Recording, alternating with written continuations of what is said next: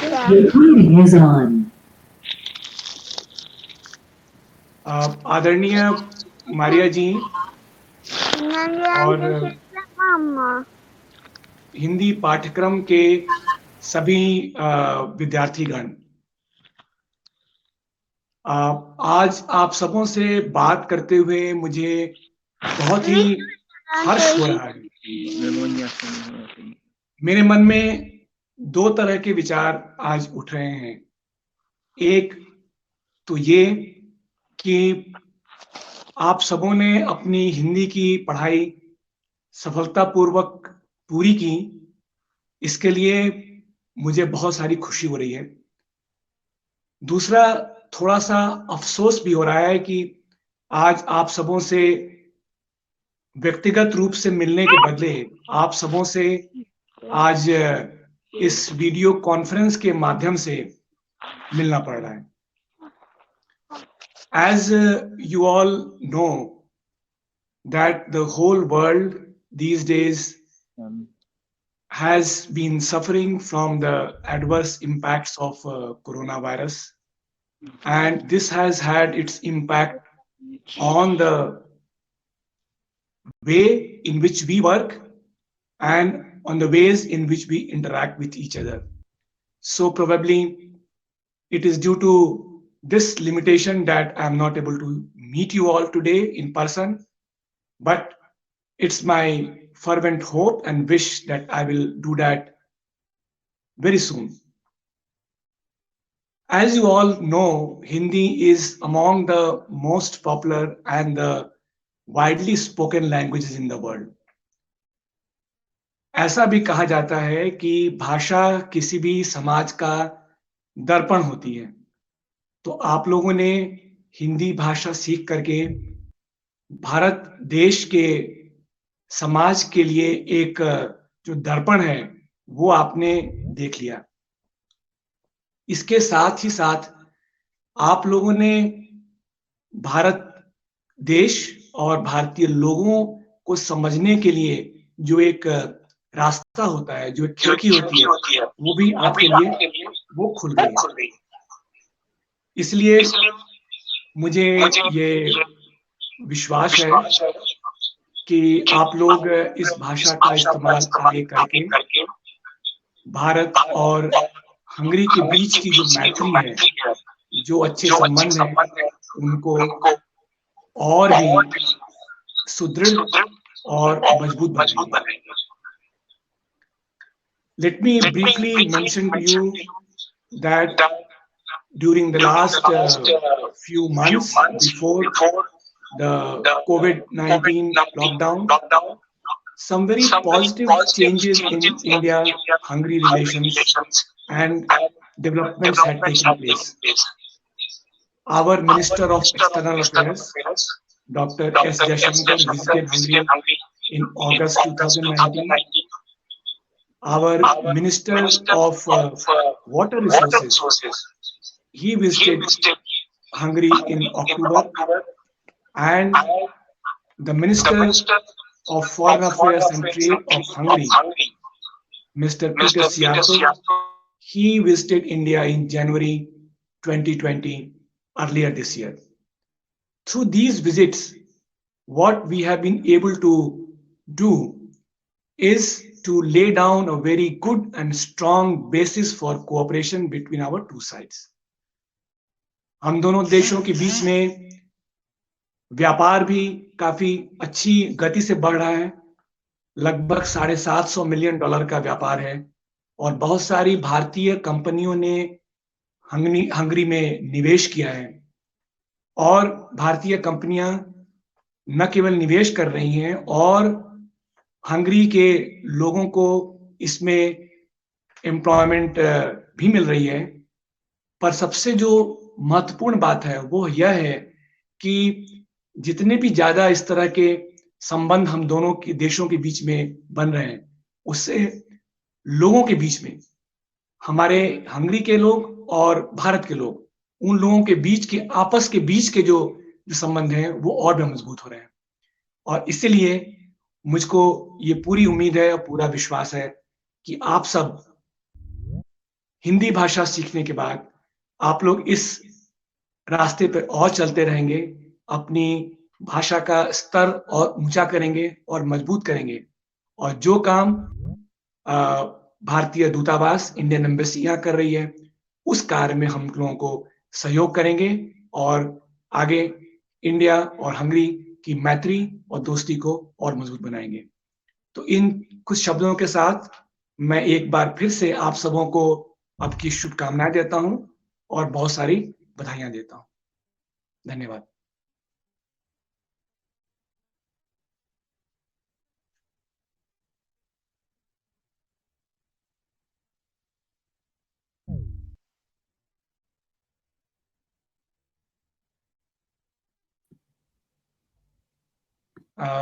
We can't hear you, Tanuja. Sorry. Okay. So I would like to first of all thank Ambassador of India for giving a wonderful speech about the importance of Hindi for the Embassy of India and for Hungary, the way we are spreading the knowledge of Hindi amongst a lot of people who are interested to learn Hindi and Sanskrit. Thank you so much, sir. Now I would like to move forward, and before that, I will request all of you to once again mute your microphones, except Maria ji. Now I will request Dr. Maria Najeshi ji. आप कुछ शब्द कहें इस समापन समारोह के बारे में और अपने विद्यार्थियों के बारे में, और आज सर्टिफिकेशन सेरेमनी है, तो कुछ शब्द कहें आज के हमारे इस कार्यक्रम के बारे में. Please say a few words on today's programme. Thank you.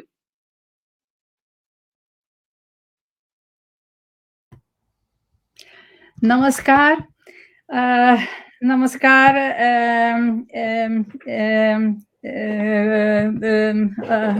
राजदूत महोदय, तनुजा जी, सांस्कृतिक केंद्र के निर्देशिका, और आप मुझे आज्ञा दीजिए तो मैं हंगेरियन में बोलूँगी ताकि सभी लोग आसानी से समझ सकें. लेकिन मैं खास बताना चाहती थी कि हमेशा हिंदी में आपको सुनने में बहुत मज़ा आता है, क्योंकि आपकी हिंदी बहुत सुंदर, बहुत अच्छी होती है, और हम विदेशी लोग भी ászáni समझ सकते हैं.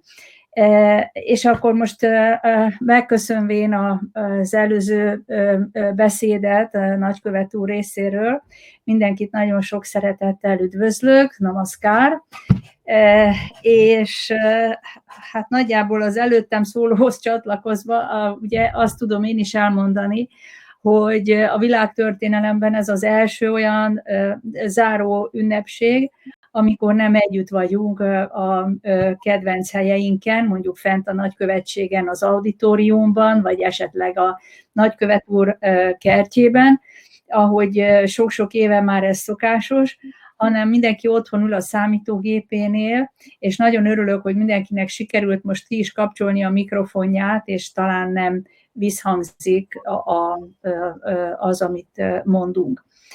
Tehát még egyszer én nagyon sok szeretettel üdvözlök mindenkit, aki kitartott akkor is ennél a programnál, amikor március közepén rákényszerültünk arra, hogy a program az egy új formát öltsön, és nagyon örültem annak, hogy noha az előadások elmaradtak, és talán ez egy kicsit még az én gyakorlatlanságomnak is köszönhető volt, de maguk a hindi órák, amik talán a fontosabb, vagy az igen fontos részét képezik ennek a programnak, azok tudtak tovább haladni, és a technika segítségével a hindi órákat végig meg tudtuk tartani.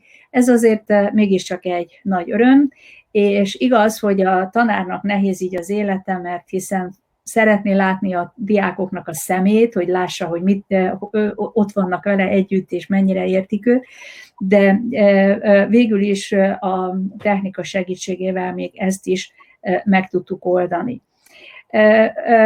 Az, hogy ez a program ilyen hosszú idő óta, ugye most már a 27. évben vagyunk, folyhat, azt én minden évben megköszönöm azoknak, akik eljárnak rendszeresen erre a programra, és ugye most könnyebb volt a lévén, hogy az előadások és a hindi órák egyaránt az ELTE-nek a kampuszán folytak, és látszott is, mert jóval többen tudtunk összejönni, mint a korábbi években.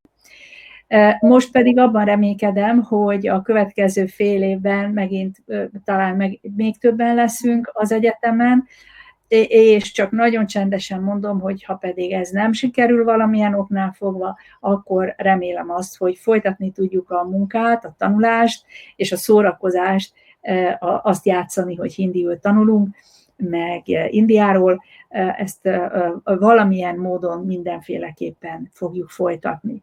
És akkor szerintem ünnepi beszédből ez már is nagyon sok, úgyhogy visszaadom a szót Tanujajinak, aki fel fogja konferálni a katak táncos nőt, Sonali Royt.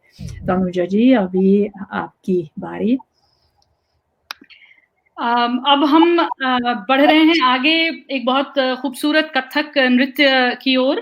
I am going to now show you a beautiful Kathak performance by Sonali Roy, the Kathak teacher of embassy of India. ये कविता प्रसिद्ध कवि गोस्वामी तुलसीदास ने लिखी है, जिसपे आधारित कथक नृत्य सोनाली करने वाली हैं. बहुत खूबसूरत वर्णन है बारिश का, वर्षा ऋतु का, of the monsoon and the rains that this poem is describing. और इस कविता में दर्शाया गया है कि जब राम और लक्ष्मण सीता की तलाश कर रहे थे जंगल में, तो उस समय घनघोर बारिश शुरू हो गई और बादल गरजने लगे, बिजली कड़कने लगी. और कवि ने वही दर्शाया है कि किस तरीके से वो जो आवाजें आ रही थी प्रकृति की, वो इंसानी गुणों की तरह होती हैं. So he has described the monsoon, famous poet Tulsidas, and how it is similar to the qualities of a human being. So I'm going to play that particular dance for you. Just bear with me for a second. Tanuja, 1 minute. Ji. I noticed that a lot of participants have still not switched on their video camera. So in case they want to switch it on, you can tell them that there is a small camera button on their screen which they need to individually switch on. Only then we will be able to see them. So, Maria ji, can you translate in Hungarian for everybody?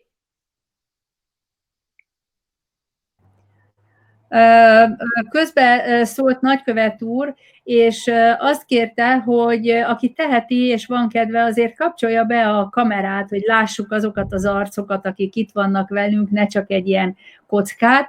Úgyhogy mindenkit szeretettel várunk, hogy kapcsolják be a kamerákat, természetesen a mikrofonokat továbbra se, de a kameráknak örülnénk, mert akkor láthatjuk egymást. One more thing about Tulsidas.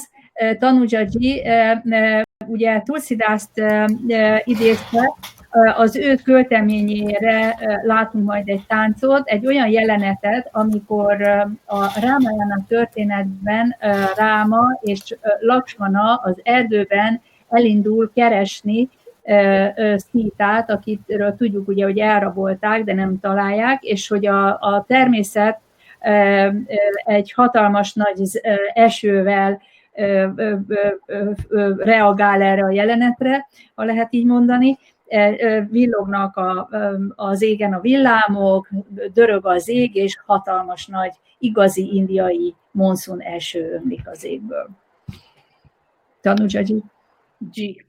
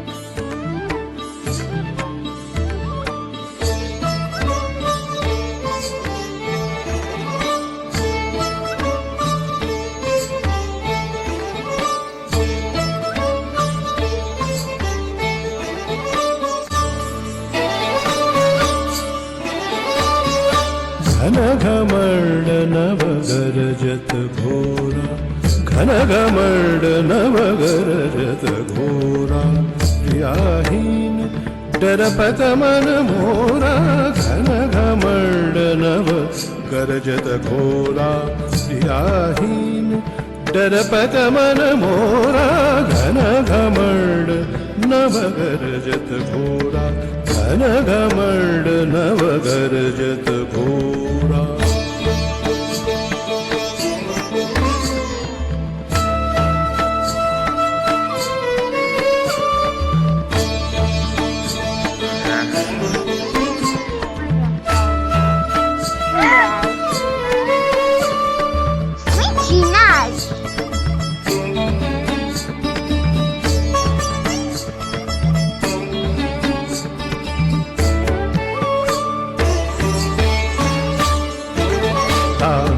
दमकर हन घन माही दामिनी दमकर हन घन माही खलके प्रीति जथा थिर नाही बूंद अगात सहहि गिर कैसे खलके वचन संत सह जैसे घनघमण्ड नवगरजत घोरा घनघमण्ड नवगरजत घोरा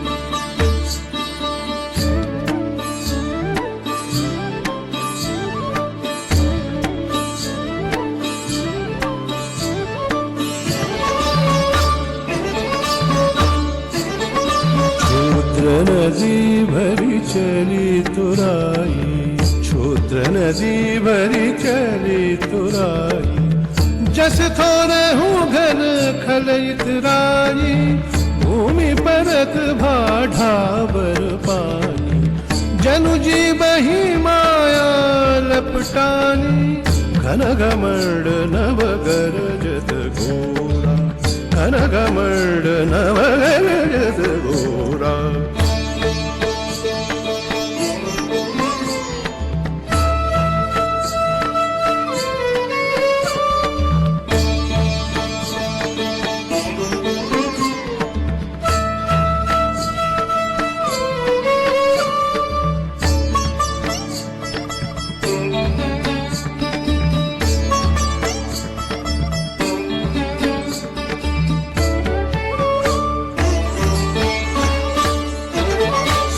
समिति जल भरहि तलावा समिति जल भरहि तलावा जिमि सद्गुण सज्जन पहियावा सरिता जल जल निधि महु जाई होई अचल जिमि जीव हरि पाई घनघमण्ड नवगरजत घोरा घनघमण्ड नवगरजत घोरा प्रियाहीन डरपत मन मोरा घनघमण्ड नवगरजत घोरा घनघमण्ड नव घनघमण्ड नव घनघमण्ड नवगरजत घोरा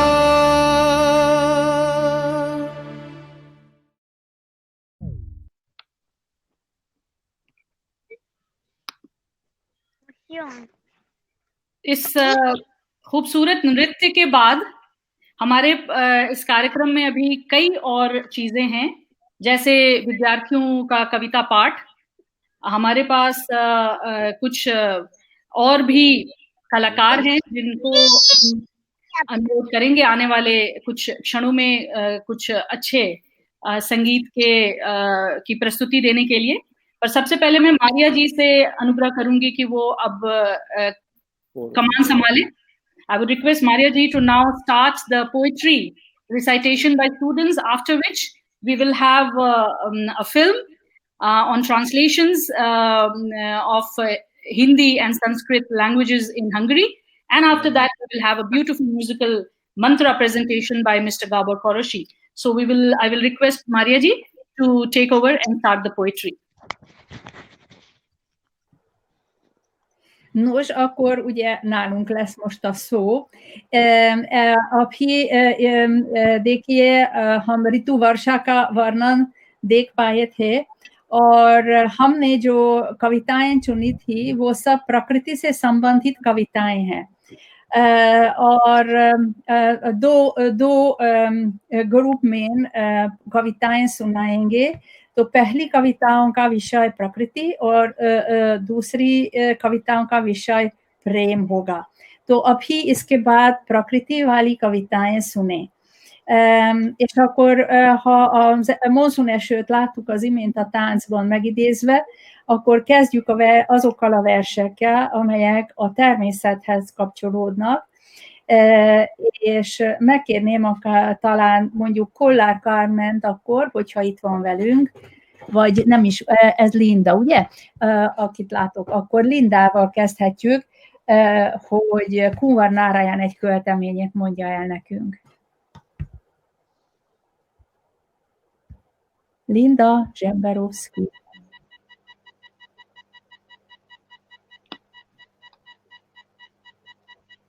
Most ki kellene kapcsolni majd a mikrofon elhallgatását.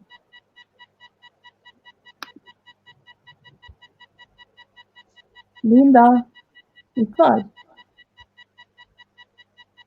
Úgy látszik, úgy tűnik, hogy nincsen itt nekünk Linda. Akkor Dénes, Molnár Dénes.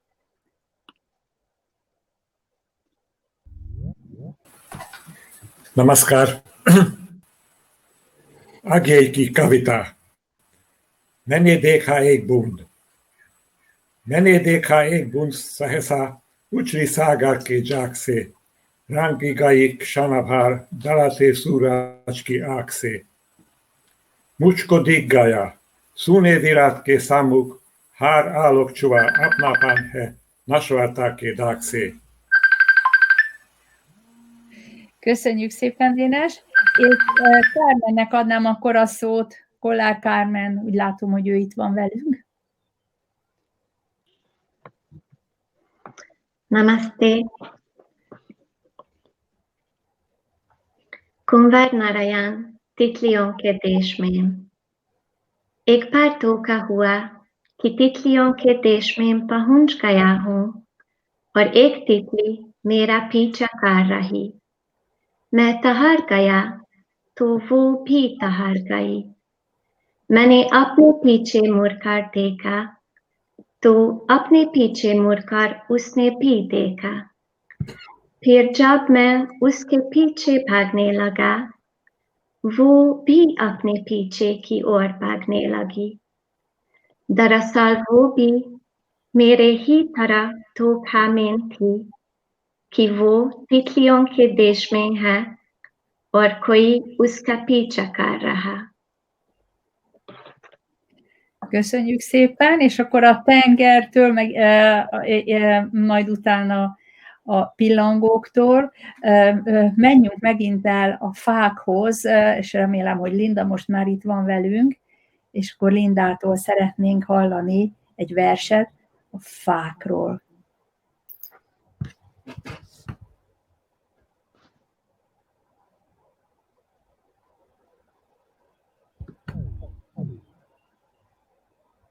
Én láttam a Lindát. Most igen, nem ledobott sajnos. Igen, de most minden rendben van. Most lehet hallani? Igen, igen. फिर एक पेड़, यहाँ एक पेड़ था जहाँ एक पंख है, बिजली गिरी होगी ठीक उसके ऊपर, जहाँ एक नीर था, यहाँ एक नीर था जहाँ अब राख है, रोशनी हुई होगी चारों तरफ जंगा में, यहाँ एक स्वप्न था जहाँ अब शांति है, जहाँ अब शांति है, उग रहा है एक अंकुर, फिर एक पेड़, फिर एक जंगल, फिर एक स्वप्न, उसी पंख से।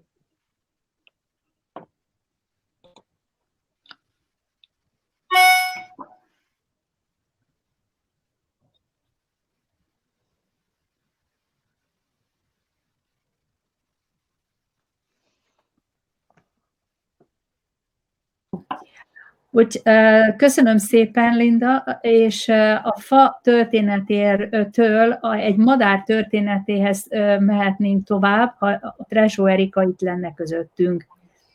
Erika? Látja valaki Erikát? Ha nincsen, akkor Júliát kérném, Orosz Júliát, aki egy kígyóról mond egy verset. Júlia. आगे सांप तुम सपिया तो हुए नहीं नगर में बसना में तुम्हें नहीं आया एक बात पूछूं उत्तर दोगे तब कैसे सीखा डांसना विष कहां से पाया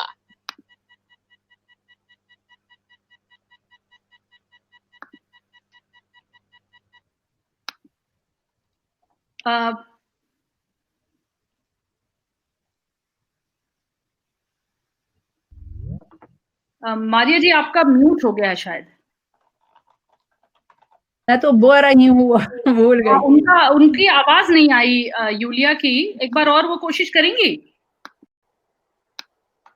यूलिया की आवाज आई थी, मैंने आराम से सुनी। अच्छा। हाँ, तो अभी चिराकी Tünde एक कविता पाठ करेंगी कुमार नारायण की छायाचित्रों में से 2 छायाचित्र, és akkor Ciráki Tündét szeretném kérni. Kumar Narayan छायाचित्र नदी की गोद में नादान शिशु सा सोया द्वीप झील में छाए में नाचती परियां लहर पर लहर लहरती बजाकर तलियां गाती सुनाती लोरियां सुनता नदी कला लबेता चमक के चांदनी कटोरे से मजी में डूबता.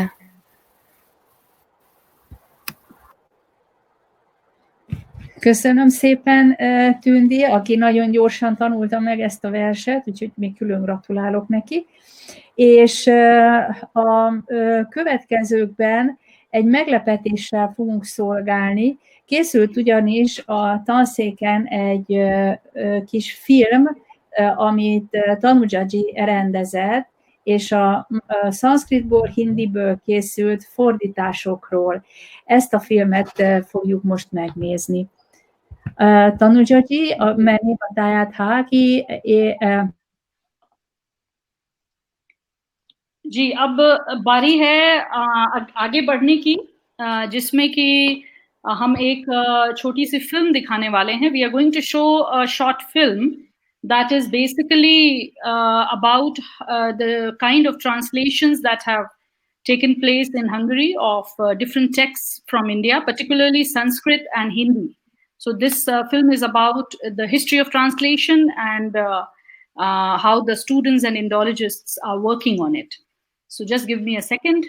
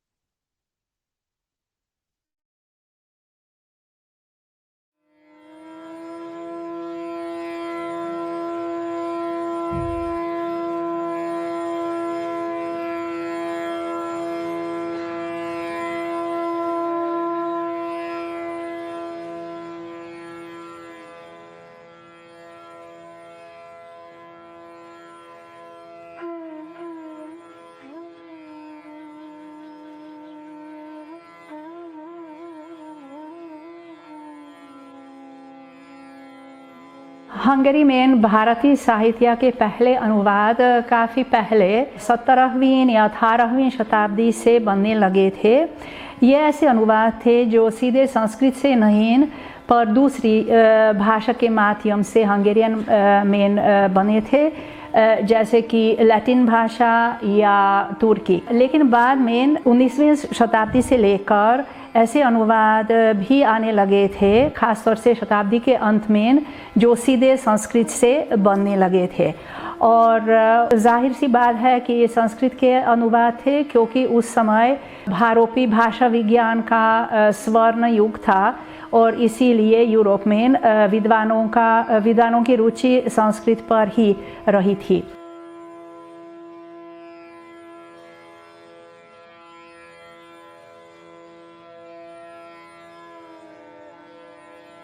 You know, we had many connections. The scholars, first of all, Alexander Csoma de Körös, and then Aurel Stein, and Ervin Baktai, and Ferenc Zajti, and in the art, Amrita Sergil. Actually, he was the niece of Ervin Baktai. Ervin Baktai was her uncle, and the Brunner sisters.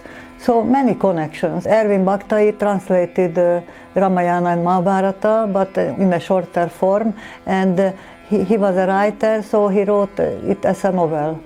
And it is not true translation.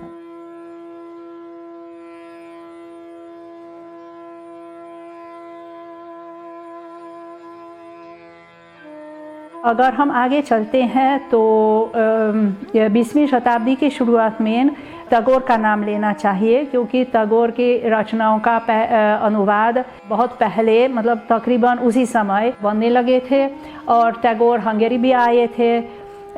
फिर एक दूसरा ज़माना तब शुरू हुआ था जब संस्कृत के अलावा हिंदी भाषा भी पढ़ाई जाने लगी थी, और तब हिंदी के संबंध में भी यही कहा जा सकता है कि पहले दूसरी भाषा के माध्यम से, जैसे अंग्रेज़ी या रूसी भाषा के माध्यम से अनुवाद बनाए गए थे, लेकिन बाद में अभी हम बहुत गौरव से कह सकते हैं कि हिंदी से सीधे हंगेरियन में अनुवाद बने हैं।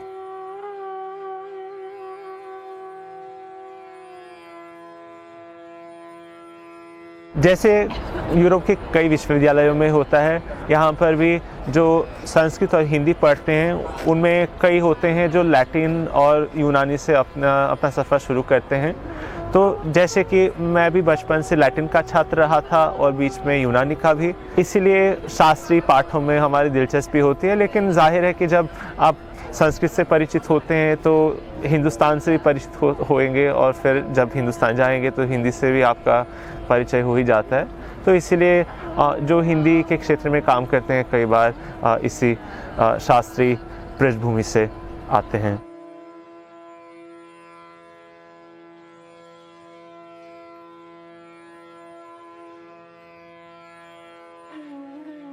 यहाँ विभाग में, भारत अध्ययन विभाग में छात्रों को पढ़ाते हैं तो संस्कृत और हिंदी साथ साथ चलती हैं, एक दूसरे के हाथ पकड़कर, क्योंकि जब हम संस्कृत पढ़ते हैं उसमें हिंदी भी मदद देती है और उल्टा भी वही है। लेकिन हमारा तो पूरा विश्वास है कि ये दो भाषाएं तब अच्छी तरह पढ़ाई जा सकती हैं अगर दोनों साथ साथ चलती हैं।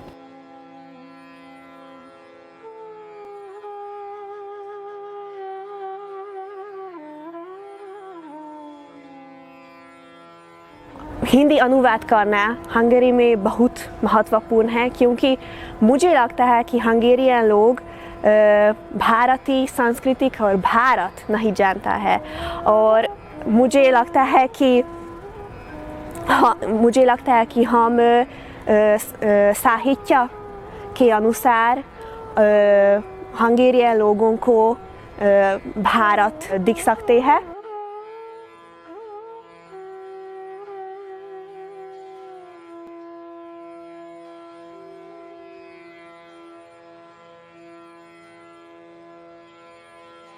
मुझे ऐसा लगता है कि अगर कोई असल भारत देखना चाहता है तो उसे ज़रूर हंगेरियन भाषा में छपी हुई भारतीय कहानियाँ और हंगेरियन भाषा में छपे हुए भारतीय किताबें पढ़ता है, लेकिन मुझे ऐसा लगता है कि अभी हंगेरियन भाषा में बहुत कम भारतीय किताब और भारतीय कहानियाँ और भारतीय शेर, भारतीय कविताएं हैं।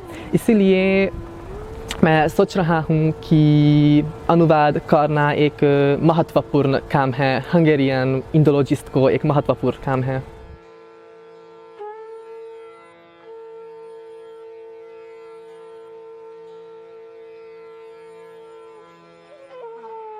जैसे कि इंडिया लाइब्रेरी एक ऐसा आयोजन है जिसे हम कई सालों से चला रहे हैं और जिसका उद्देश्य यह है कि भारतीय साहित्य हंगेरियन भाषा में पाठकों के सामने पहुँचे।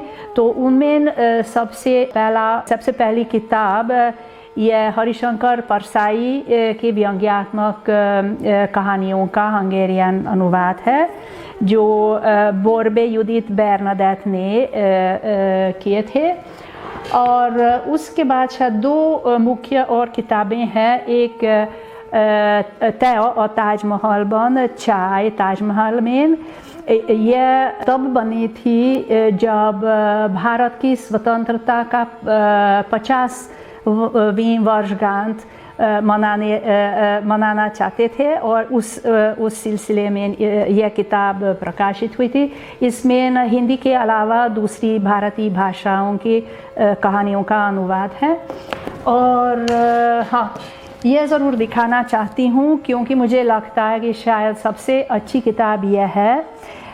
यह 20वीं शताब्दी के सबसे अच्छी भारतीय कहानियाँ और इनके तीन भाग है, जिसमें पुराना साहित्य मतलब 20वीं शताब्दी की शुरुआत से लेकर फिर विभाजन के संबंधित साहित्य और तीसरा हिस्सा NRI अंग्रेज़ी में लिखने वाले लेखकों का साहित्य। तो इसी तरह एक आप समझ लीजिए कि एक भारतीय कहानियों का एक दर्पण है।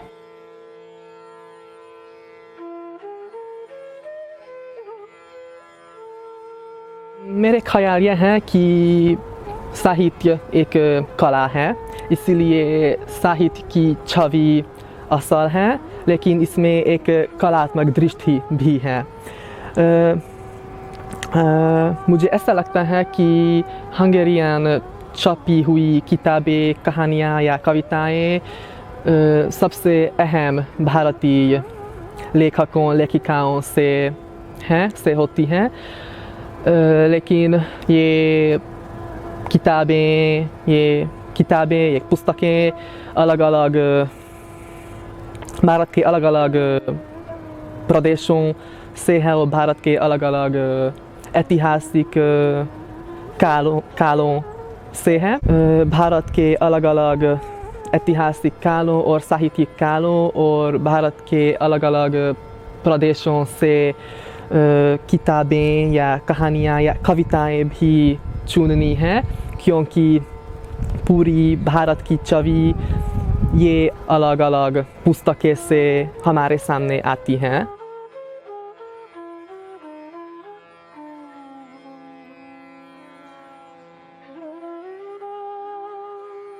ज़रूरी है कि इमरे बोंगा का नाम भी यहाँ लें।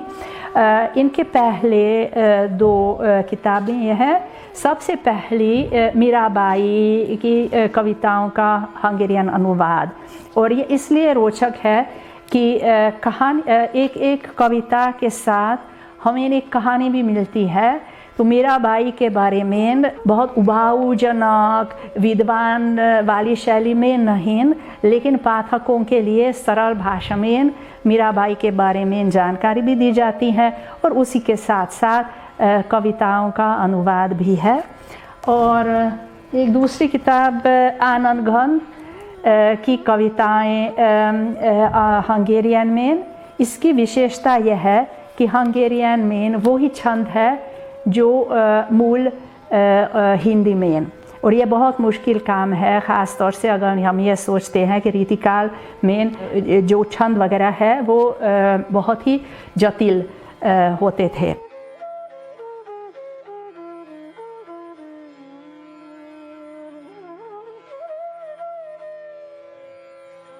When I attended the high school, I have heard an excellent book. It was provided by Ervin Baktai, who is a great figure of Hungarian Indology. Especially, he was not an Indologist, but he made very great effort in popularizing the Indian culture in Hungary. And he wrote two excellent books about the Ramayana and the Mahabharata. They are not translations, but they are some special works. They are a kind of summary about these epics. And when I read this book, honestly, I burned for them, and I decided then I would like to learn this language and read these epics in original language.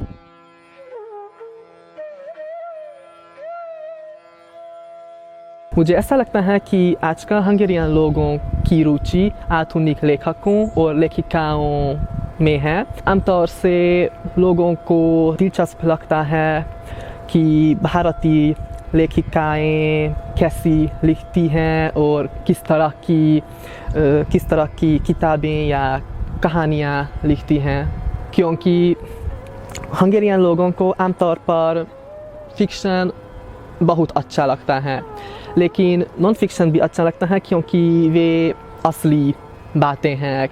जो ये non fiction कृतियाँ भारतीय असली जीवन के बारे में बोलती हैं, और मुझे ऐसा लगता है कि शायद आज का ये सामाजिक प्रसंग हंगेरियन लोगों में बहुत प्रचलित है।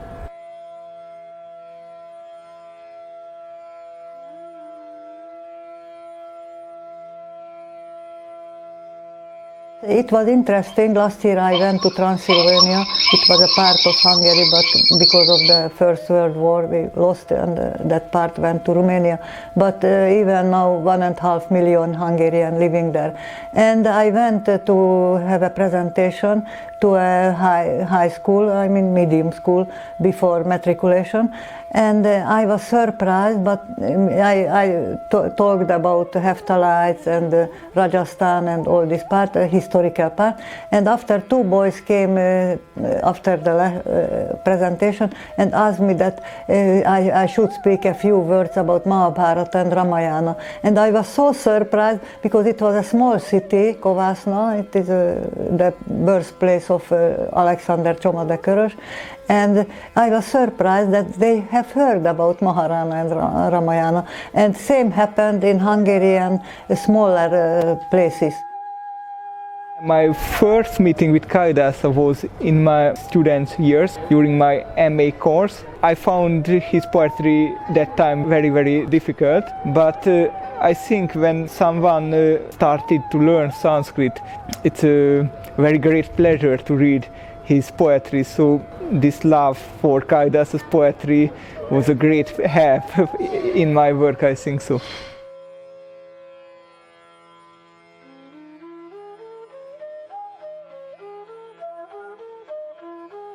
हम देखते हैं साहित्य के पूरे क्षेत्र में कि जब से इंटरनेट का ज़माना आया है तब से साहित्य को भी अलग नया प्लेटफॉर्म ढूंढने की ज़रूरत है। तो मेरे ख्याल से जो काम बाकी है वो ये है कि ब्लॉग और सोशल मीडिया के ज़रिए साहित्य को थोड़ा प्रमोशन मिले या लोग उस लिहाज से उसको समझें, क्योंकि किताबों का चलन थोड़ा कम होने लगा है। और अगर हमारा अनुवाद कार्य सिर्फ किताबों तक बंद रह जाता है तो फिर बहुत लोगों तक नहीं पहुंच सकता।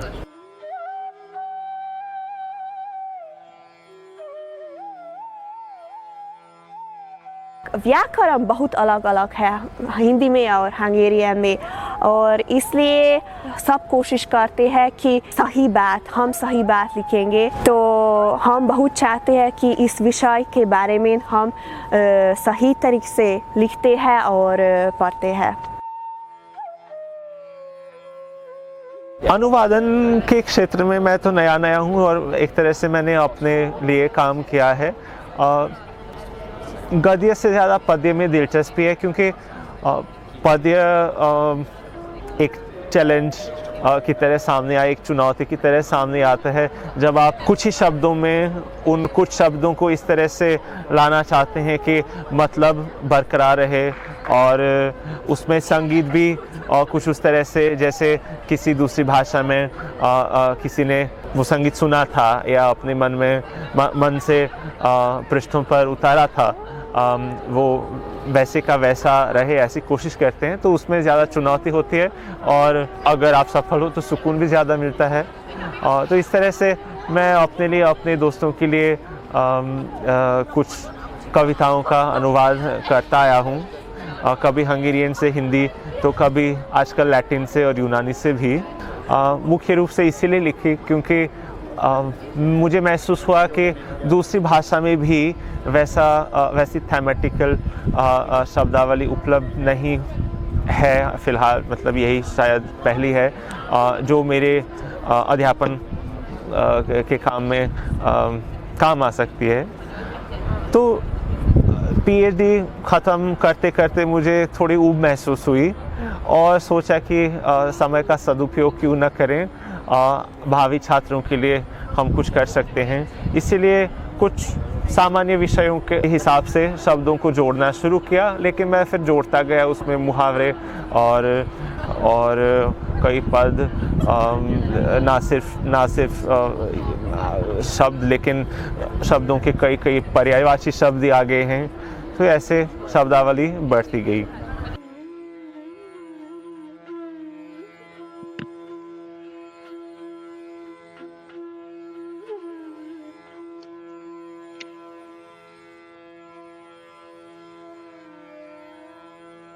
जब हम पहली बार अनुवाद कक्षा शुरू करने वाले थे तो मैंने सोचा कि साहनी जी की कहानियों को लिया जाए। उसके बाद अभी हम 3 या 4 बार छात्रों के अलग अलग टीम लेकर काम करने लगे थे।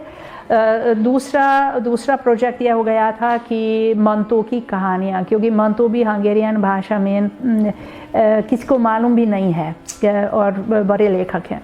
तो अब ये दो प्रोजेक्ट बराबर चल रहे हैं। कक्षाओं में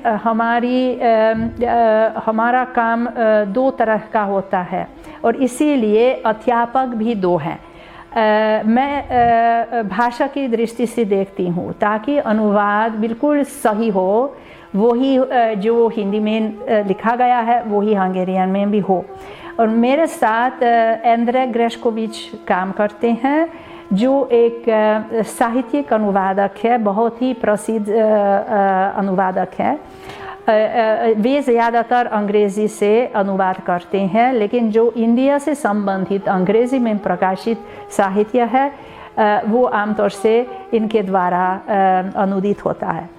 और इनका काम कक्षा में यह है कि जो हम बहुत ही सही अनुवाद बनाते हैं उसका साहित्यिक रूप दिया जाए, क्योंकि उनको हिंदी उर्दू मालूम नहीं है, लेकिन वो देखते हैं कि जो हम अनुवाद करते हैं वो कैसी भाषा में है, वो सरल भाषा में हो, ऐसी भाषा में जो लोग बहुत आसानी से समझ सकें। क्योंकि पंक्चुअल होना और साहित्यिक होना यह कभी कभी आपस में लड़ते हैं और हमेशा हमें वो सामंजस्य ढूंढना चाहिए कि दोनों बराबर अनुवाद में साथ सामने आए।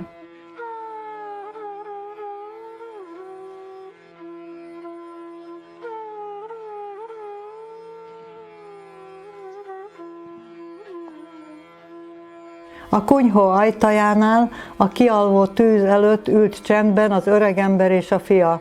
A fiatal asszony Budiá szülési fájdalmak között fetrengett odabenn. Olykor felgyaldult, oly szívet tépően, hogy a 2 férfinek elakadt a lélegzete.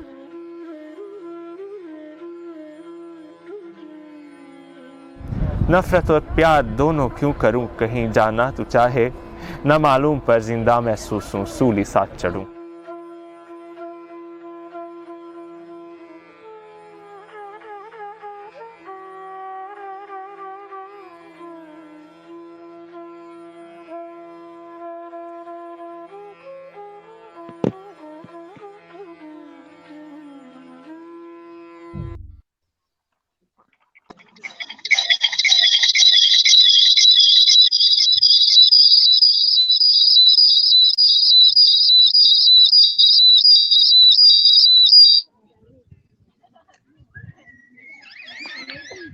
अब हम कार्यक्रम को आगे बढ़ाते हैं और अभी हम लोग संस्कृत और हिंदी की बात कर रहे थे। मेरी आवाज सुनाई दे रही है सबको? हम संस्कृत और हिंदी की बात कर रहे थे तो